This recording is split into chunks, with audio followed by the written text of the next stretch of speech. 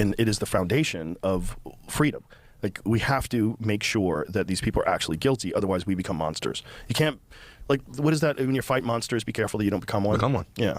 Yeah. It's very important. What's going on, you guys? Today we have Kyle Kulinski calling out Joe Rogan. Joe Rogan is now deciding to trash Donald Trump, but it's a little bit too late. Let's watch. Who's destroying the Magna Carta. That was written in the year 1215. He's like, bro, I've been thinking about this, and it turns out, like, the ideas from 1215 were kind of good. The Enlightenment was kind of good. The giving people human rights and due process is, like, kind of good. Oh, really? Maybe you should have thought of that before you endorsed the guy who was openly broadcasting that he was going to try to deport legal immigrants, which is what he said he would do. Remember, they're eating the cats, they're eating the dogs. That was a lie, and the whole point of that was to take these people who had legal status and try to ship them out of the country. I think due process exists for a reason, and the reason is it is horrific for someone to be accused of something they didn't do, be imprisoned for crimes they didn't commit, and then live in a cell, live in a cage with a bunch of people who did commit shit. Here it is, Benjamin Franklin. It's better 100 guilty persons should escape than one innocent person should suffer. That is wisdom that has survived hundreds of years. It's incredibly accurate. It survived hundreds of years, and then what happened, Joe? What happened after those hundreds of years? It survived hundreds of years, and then somehow it went away somehow, kind of. Maybe because it's the guy I directly supported and even took credit for helping him win because I endorsed him. It's crazy that this thing is going away and that I supported the guy who's getting rid of it. And it is the foundation of freedom. Like, we have to make sure that these people are actually guilty, otherwise we become monsters. You can't, like, what is that? When you fight monsters, be careful that you don't become one. Become one. Yeah. Yeah. It's very important. It's very important. I love the idea that, like, bro, I didn't know that Trump was a monster. Oh, you didn't? How close were you paying attention to the man? Bro, can you believe this? Trump's turning into a monster, bro. Fucking a decade in to his horrific reign in American politics. You know, you can't do that. You know, it's one of those things where to support one side of this, you have to deny some, like, basic human values. Either way, like, to support just rounding people up and just assuming they're all gang members. I'm not saying they're doing that, but this is the worst case scenario, right? Yeah. They are. I'm not saying they're doing that. They 100% are doing that. It's like Joe's realizing for the first time, hey, maybe nobody actually does care about just me. Maybe it's something that I have to care about these different issues and find the nuance from each side. You know, Joe Rogan, he's promised, as much as a lot of these conservatives are promised, that you have somebody who is here just for you. You have a savior who is here just for you, that they care about every single thing that you care about, that that the same values that you have align perfectly with this guy who just happens to have the same values as this guy, and oh, we found our savior. And now Joe Rogan is starting to, see, he put down the Kool-Aid for 1 second, and now he's starting to get the blindfold removed. And hey, look, maybe Trump doesn't care about what Joe Rogan cares about. Maybe I have to find out what I actually care about. Maybe I have to look between all the different lies and all the different conspiracies and see what makes sense to me. But now it's I don't want to say it's too late, but you already done endorsed Trump, man. You already made the decision, and you're going to have to do a lot of backtracking to undo all this damage. You get a bunch of people in a room, they rope them all in, and one guy's just someone's cousin picking someone up to give him a ride home. That's possible. And now you're back on the one innocent person. Now you're right back. And what if that dude is not doing anything wrong and he's got some stupid tattoos, and they decide that this guy's a gang member, and now you're in a prison in El Salvador, and you're not even from El Salvador.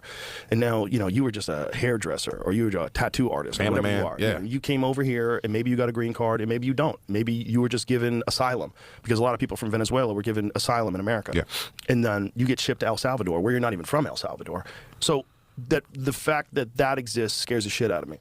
What Joe Rogan needs to do, if he actually wants to gain back people's respect, who he fucking lost so miserably and horrifically and stupidly, what he has to do is come out and say, I was wrong.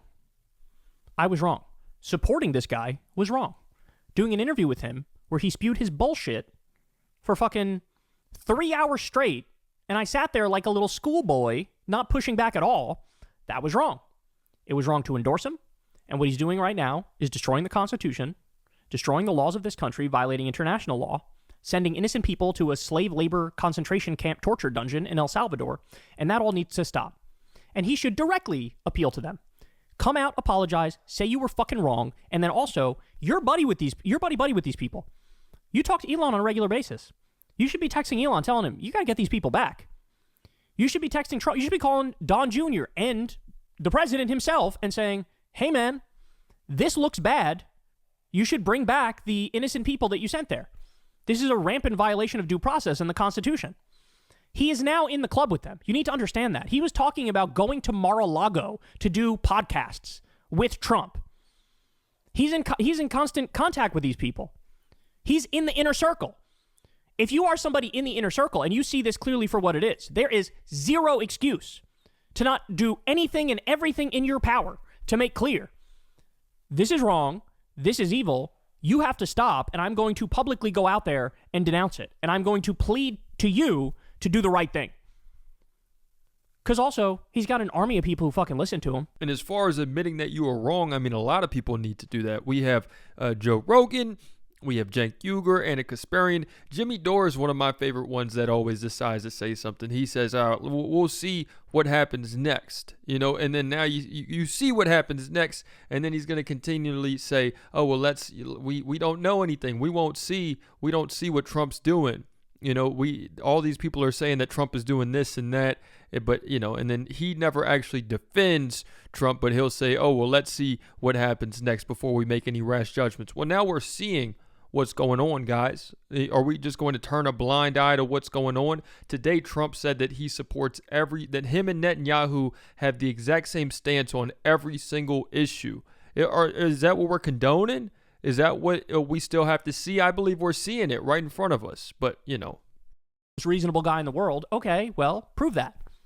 Prove that. This isn't something you could just overlook, right? Or like mildly criticize. What we're talking about here is the end of the United States of America. That's what we're talking about. And that's to say nothing of the end of our economy as well, which the whole tariff bullshit gets us down that path. But to not draw a bright red line here and say, I'm not fucking associating with these people anymore, right? I mean, that would say it all, wouldn't it? So he should be more clear. He should be more direct. He should be directly calling out Trump. He should be reaching out to them behind the scenes. And he should be saying what's happening here is horrific. And you need to bring them back. And you need to do it ASAP. You should be talking to Trump directly and saying, you know, Stephen Miller lied, right? When he said the Supreme Court voted 9-0 in your favor, that you can keep sending these people illegally to a concentration camp. You know he lied. You know it was actually 9-0 in the other direction, right? You know what they said is you need to facilitate this guy's return, right? You need to bring this guy back. Or you're flagrantly violating an order of the Constitution. And by the way, it's the most obviously correct order of the order of the Supreme Court that I've ever seen. So, look, it's a start. This is a start, but he's got a long, long way to go, homie. Like I said, he may have found his balls, but in the moment, those balls are the size of fucking Tic Tacs. That's what they are, right? What are you going to do? When Trump decides to invade Greenland and Panama and seize Gaza and illegally take it and finish the ethnic cleansing and the genocide, are you also going to do a podcast? You know, I mildly disagree with this. I don't think this is a good idea, but I'm still going to go hang out at Mar-a-Lago and play footsie with these idiots.